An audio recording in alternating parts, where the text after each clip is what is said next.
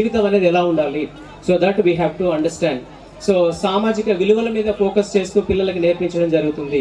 Moral education, we will give moral education. So నీతి, న్యాయం, ధర్మం ఎలా ఉండాలి ఏంటి అనే విషయాలు కూడా చెప్పడం జరుగుతుంది పిల్లలకి. I have worked in almost 4-5 schools, 16 years. I worked under almost 16 headmasters.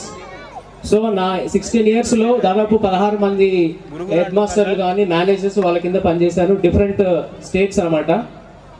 ఏ స్కూల్లో ఏ మేనేజర్, ఏ హెడ్ మాస్టర్ చెప్పని విషయాలు ఈ స్కూల్లో చెప్పడం జరుగుతుంది. సో నేను విన్న ఒక విషయం ఏంటంటే, ప్రిన్సిపల్ ఎక్కువ ఫోర్స్ చేస్తూ ఉంటాడు పిల్లలకి. So you have to respect your parents, you have to respect your elders. So మామూలుగా మీరు బడికి వచ్చేటప్పుడు మీ ఇంట్లో మీ పెద్దవాళ్ళు ఎవరైనా ఉంటే, మీ పేరెంట్స్ కానీ మీ అవ్వ తాత ఎవరున్నా వాళ్ళ దీవెనలు తీసుకొని రండిరా, కాలు మొక్కి రండిరా అని చెప్తా ఉంటాడు ప్రిన్సిపల్ ఎప్పుడు. I did not here this kind of sentence in any school. నేను చాలా స్కూల్లో పనిచేశాను, కానీ ఇలాంటి హెడ్ మాస్టర్ అలా చెప్పడం నేను ఎప్పుడు వినలేదు. సో ఇలా చేయడం వల్ల పిల్లలకి పెద్దలంటే గౌరవం పెరుగుతూ ఉంటుంది.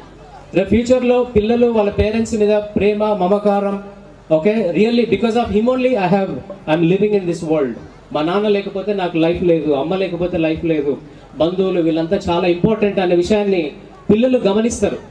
పెద్దలంటే రెస్పెక్ట్ అనేటువంటి ఒక ఆలోచన పిల్లలకు కలిగించడం జరుగుతుంది. That's why I'm very thankful.